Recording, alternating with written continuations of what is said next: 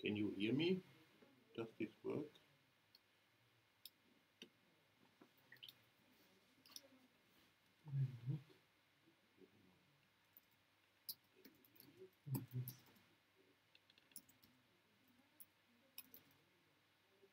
It is slow.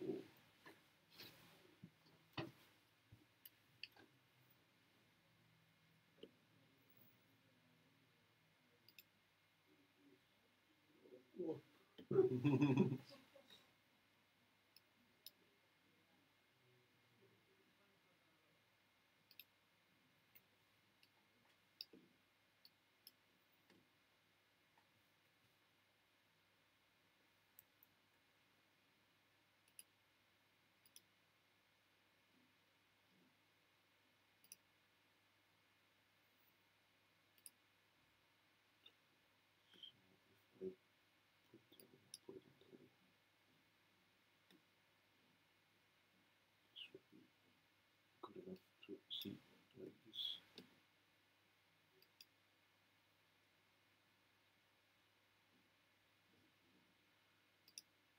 Okay.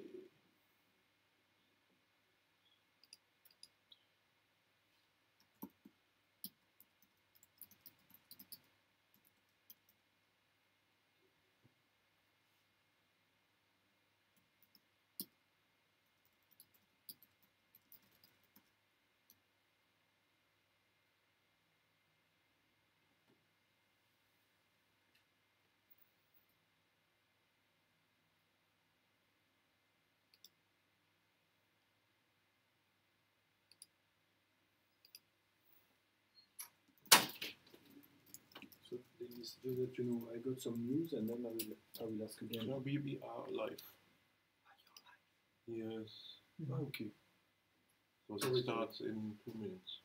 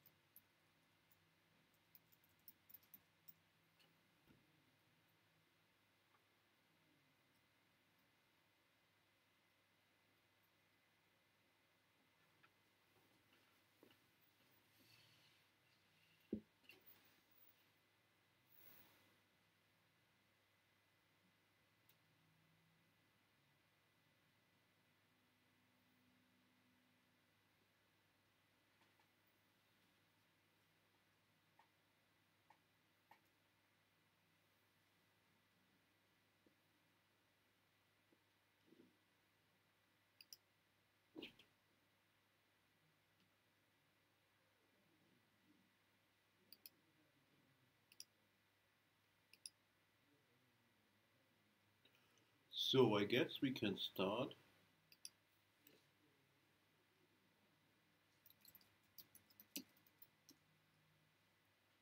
So what I want to show today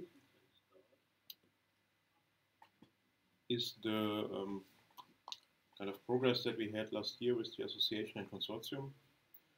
The bigger idea behind it is that we want to do actually a bit better reporting. So the idea was, of course, to not do this end of March, but in January. But like always, these things are easier said than done. So in the future, you can expect this to happen much sooner after a year ends. And I'm sure that even the form will change and that we will improve a bit. The Techtalk is just the first version with the idea that there will be a discussion on the chat after. So I have some slides, then there will be discussion. And after that, we will make a written report in addition so that we have something that we can put nicely on the website so people can download. So what happened last year? First, I want to talk about the association. which is the part of this organization that where the non-companies can be members. There, the biggest thing that happened already at the end of 2016 was the move to a real management platform for associations, which is called Wild Apricot. It's not cheap, but it's quite powerful. So it includes, for one, the website with a small content management system, the membership management system, which means that if some new member now subscribes, it is fully automatic. So as long as the new member pays by PayPal, we have to do no manual work, which is very nice.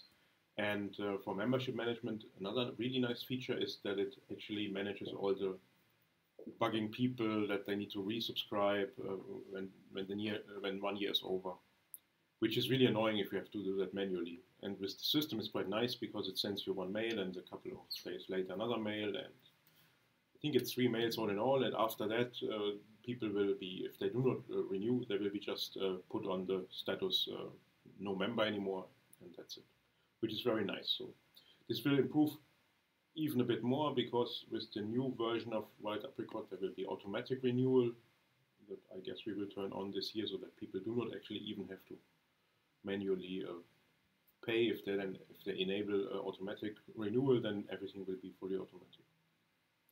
Another thing that I like a lot is the event management system. So for one, we use it for the Techtalk itself, like today. This is nice because it includes the possibility of people subscribing to the event, and then I send an email before it starts, if I don't forget. It has a calendar entry generator, so that you can get a calendar entry directly. And there is a full list of all events that will happen, things like that. So that's quite powerful, and I really like that. Events can be more complex than just the Techtalk. We used it very extensively at Faraday's last year, and even that is quite nice, because Faraday's has a payment structure where it's quite cheap for members, and for non-members it costs as if they would be a member that year, kind of. And that's very nice, because this way this is fully automatic and nobody needs to check for everyone that subscribes. Quite powerful. So I'm very happy about that. And this is of course only possible because we have a membership fee and people pay, because these things are actually not that, I mean, for what they provide, they are not expensive, but you couldn't pay that as a hobby. So if I would say, I like Pharo so much, I would like to sponsor that myself, there would be no way that I could pay for this. Because it's right now around 400 euro per year, which is not a lot for the association, but it's would be a lot for a single person. The association does, besides this association management system, it actually is the part of our structure that manages all the other infrastructure that we have. By having the association and the credit card and the bank account, we can actually pay for service, and this is turning out to be very nice. For example, we were able to use a professional mailing list service, which provides very good service, instead of managing that ourselves. Quite useful. And another thing that turned out to be extremely nice is MailChimp, which is the software behind the newsletter. So we send out a newsletter every month, really regularly since last year, every month. And this newsletter uses MailChimp, which is, I think, the market leader for this kind of mailing lists. It is free up to 2,000 subscribers, which we never thought we would reach. But now we actually surpassed that already quite a lot. And since then we have to pay, which is around 20 euro per month, which for sending one mail, paying 20 euro sounds a bit a lot, but if you then count the time that I spent writing the newsletter, if I would be paid for that, that would be much more money. So it's actually quite nice. So by having some funds, we can actually improve the service for the community quite a lot. Another example is the dead link checker. So on Twitter, we got someone really complaining that there was a dead link on the website, and that will show how non-professional we are, and that this was the worst thing that ever happened to him, this bad link. And so what we did is we now pay for a dead link checker, which checks all our websites once a month. and we get an email when there's a dead link, and then we fix it. Or we fix. Every time the email comes, we fix 1 or 2 links, so at some point they will be all fixed. But most of the dead links that we did not yet fix are, for example, old news entries and things like that, which is, I mean, they will get stale anyway. Another example is files.pharo.org, which used to be hosted for free by INRIA, but there were problems that we couldn't solve, which in the end they actually found after we left, which was a bit annoying. But there it was a nice example that it is really important to have funds to pay for service. So for one thing, we were able to buy the current solution at OVH, which is actually not expensive, something like 30 euro per year or something, quite cheap for 250 gigabyte space and indefinite amount of transfer and quite fast service. But especially the intermediate solution was nice. So we had the problem that it was that there was always a problem, and so we put something in between the old website and the old files website and the user, which did cost 200 euro, and that would have not been possible without the association. That was intermediate just for some weeks, and after that we moved to OVH, and now it's solved, which is nice.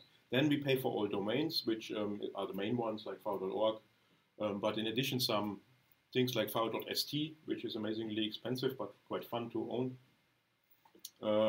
and similar ones, so a bunch of, I think, 5 different domains.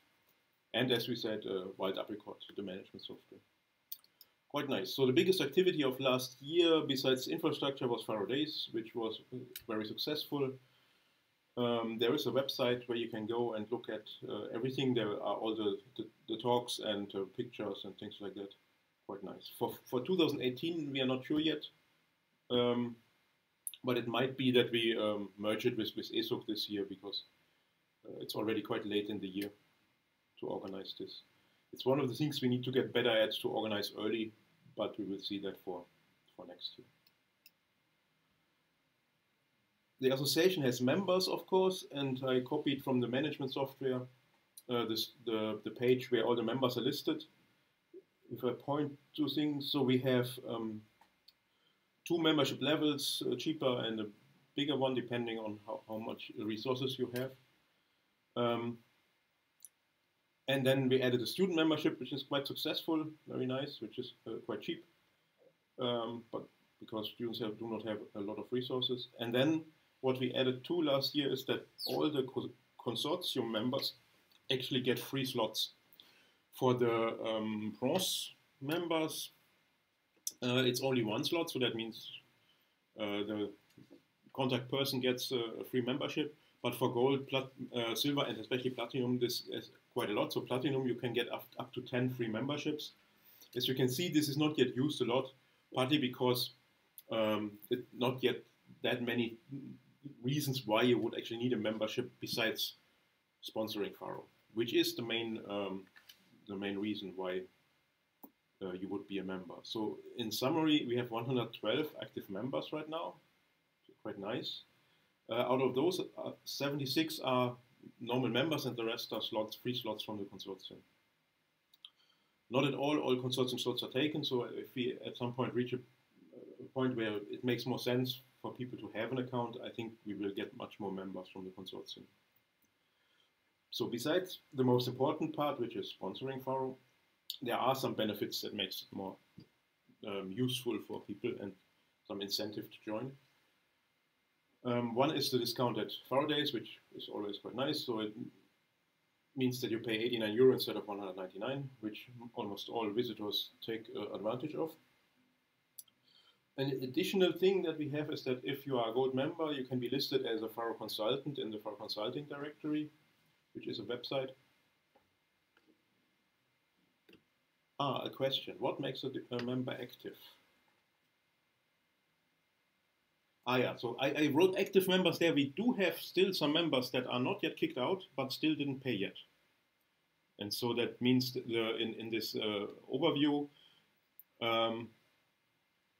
you have some that are listed as not yet active because not yet paid or not yet renewed. More benefits. There is the Memorycloud system where you get a free account. I'm not sure what the status there is, but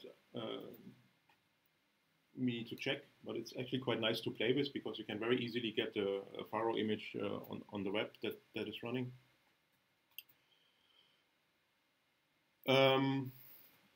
Then we do have, because we use this membership management platform, we do have a member directory that you can actually search if you're a member, else it's hidden and not accessible. And I think you can even forbid to be listed even if you're a member in your settings. So that exists. And we do have a forum there. But of course, as we have the mailing list, it's not really used that much. I guess that it might be useful for in the future for some things, for example, for some Faraday's organization stuff or things like that. So what is the future for the association? So one thing that I want to do, if I find the time, is, or that I should find the time for, is to auto-generate the consultants list from the website. So the nice thing about this management software is that it actually has quite a nice API. So that means it should be quite easy to generate this website purely automatically, so that it's always up to date, that people that stop paying get removed, so that this list is always up to date. Because it's not really, so right now it has just the people in that, so in the past we asked for people to be listed, and so people said, yes, I want to be listed, but we never double check, so we will not run around and ask, do you want to be removed this year or not? And that means that even now I think there are some entries that are not up to date. So I would like to auto-generate that, and after that, the next step there is I would like to have a mailing list for where people actually can easily contact all people at once, so that it even would make sense for people to be listed as a consultant, but not publicly, so that they are not on the list, but people can actually send them blank questions, so that they can make like, I would need someone for X. If you want to do that, please send a proposal. And that mailing list should be quite nice to have. And another mailing list and website that we need is some jobs page for companies to publish their job offers. So if you look at the mailing at our nice newsletter, it has at the end, since a couple of months, always a list of jobs, and I think that this will grow in the future, and especially for the consortium members, it will be a nice service to have a job page and a mailing list where then offers can be sent if they are not really publicly posted on a website.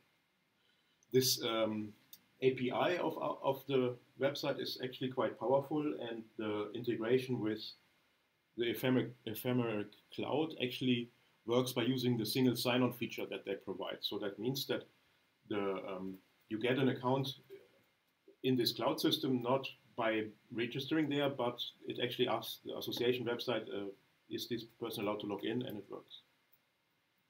Which is quite nice, and we should use that for more things.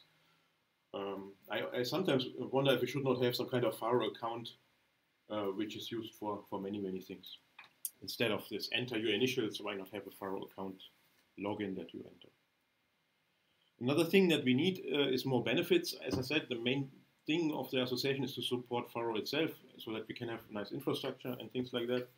But it would be nice to have more benefits. One thing that will happen soon is there will be a new book of Steph, and this one will be available for a normal price at Amazon, but he will sell it for a reduced price to all consortium members, all association members, which I think is very nice. Another thing that I want to do with the resources of the association is to improve the infrastructure. So right now, we have some infrastructure that's already quite nice, like the association management system, but others or the files server that we now have, the new one, but other stuff is still kind of at random places where we got free, where someone offered free service. For example, where Pharo.org itself runs the website. That's not really nice, and it's very difficult to, so someone knows how these things work, but if something needs to be fixed, only that person can fix it, and there is not anything where we could put things on broader shoulders. And so I would like to invest into some professional infrastructure. And at the Zweidenker in Cologne, we actually got some good experience with a new setup for deploying Pharo applications. And I think that instantiating a smaller version of that infrastructure might be a nice thing. But we need to evaluate that. Does it make sense? Is it not maybe too much of an overkill? Because that thing now, yeah, runs a bit more than just what we need right now. But maybe in a scaled down version, it could be a nice thing. So that was the association.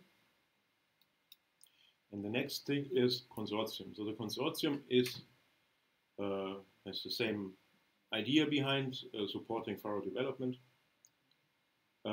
but it's on the level of companies. And this is actually hosted by INRIA. And last year we had actually two important milestones. So one thing is that INRIA itself, as a quite large research institute, we are not the only open source project inside that has some kind of industrial interest, and so they created over the last year some new structure which is called INRIA Soft and INRIA Foundation, and they invited us to join that. And the other thing that happened is that we managed to grow membership to a level that it actually starts to make sense, the consortium. INRIA Soft and INRIA Foundation is quite interesting. So as I said, they host, the idea is that they want to host all of open source projects that are at INRIA with, and they started now, I think, with 4 different ones. One example is some called SOFA 3D, which is a 3D system that is used in medical simulation quite a lot, for example. What is nice is that INRIA itself, as a government entity, everything is complex in a government entity. So one of the ideas of the INRIA Foundation was that it actually is not INRIA itself. So it's a public funded association, but it is actually governed by private law and not by the same kind of law that INRIA itself is governed by, which leads, for example, to the fact that you can hire people a little bit easier on that level. So we always, yeah, it's always problematic with government entities to hire people, because after 5 years they need to be offered a permanent contract for life or need to leave, which is slightly easier on the INRIA Foundation side. From the member perspective, we really grew quite a lot last year. I didn't look at which members came last year and when, but I think quite some came last year, especially with the introduction of the platinum level. We have quite some nice change. So I put all the logos on this slide, and we do have now 5 platinum members, 10 gold members, 5 silver, and 9 bronze members, which is quite nice. It actually means that we secured the one to be able to pay one engineer completely fully ourselves without any problems, including all the side costs and taxes and health insurance costs and all these things.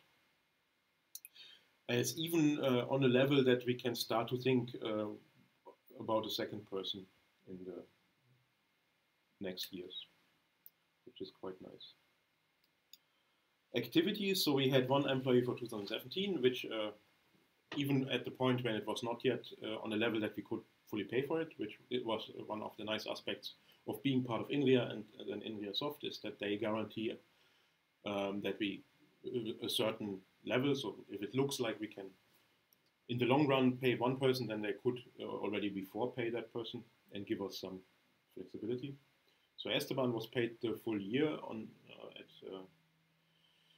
directly by the consortium. Clément actually, even though he worked for the consortiums after he finished his PhD, was not paid by the consortium or INRIA Soft, but he was paid on a slot that was created by INRIA itself, some 6 months engineering post, which was very nice.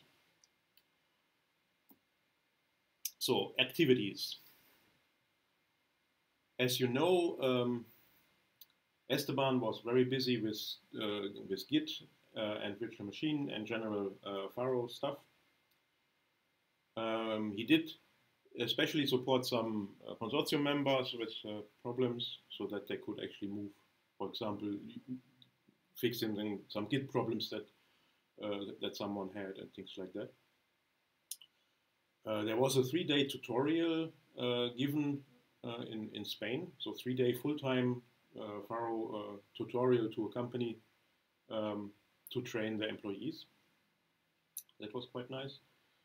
And there was an additional VM-related project for another member company that the consortium managed to do. Oops. So yeah, so what, and there's a bug. What will happen this year? So Esteban continues as the complete year on the one full-time position that we can now do. Clément actually finished this 6 months project paid by INRIA, but then he decided that it's better for him to not directly try if the consortium could continue paying something, but that instead for him it would be better to strengthen his CV to do actually a postdoc outside of France and outside of INRIA. So this will be, I think, 1 year or something like that. So we will see after that how this continues. The most important thing that we now are doing is to finish the transition to INRIA Soft, which means that we need to still double check and ask people for the new contract, because if something like that changes, you need a new contract, which is really annoying because then you need to send that around the world and they need to send it back and it's a huge mess. So that needs to be finished. And then after that is done, we need to actually plan the future and see what we can do. So what will be the funding situation? What other project can we do? Things like that. But that's planned for maybe in 2 months or something like that. Because for now we first need to finish the transition. And of course Esteban is busy working on the stuff that he's working on. So there will be a new version of Iceberg coming out maybe this week or next week. So we will see. So that was what I have with slides. So if you have any ideas and comments, either do it now in the chat, or you can send me a mail to ask more questions or to tell us ideas, what we should do better, or what ideas that you have in general. So that is it for me. And now we have some time for questions.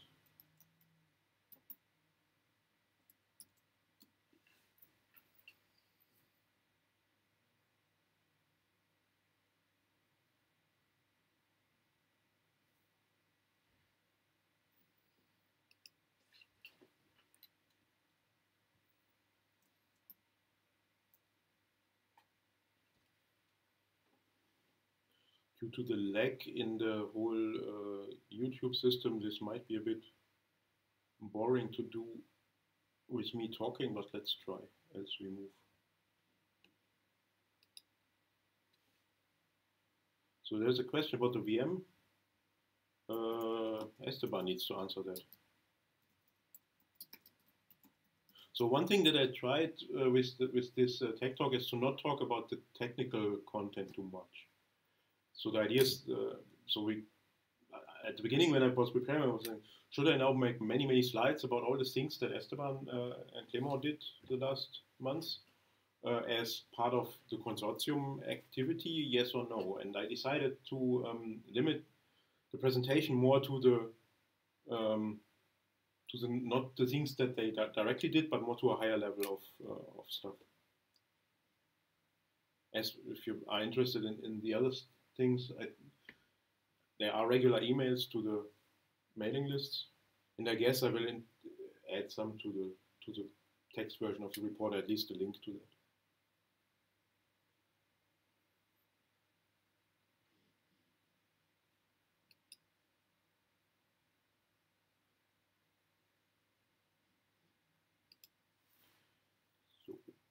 I guess it is.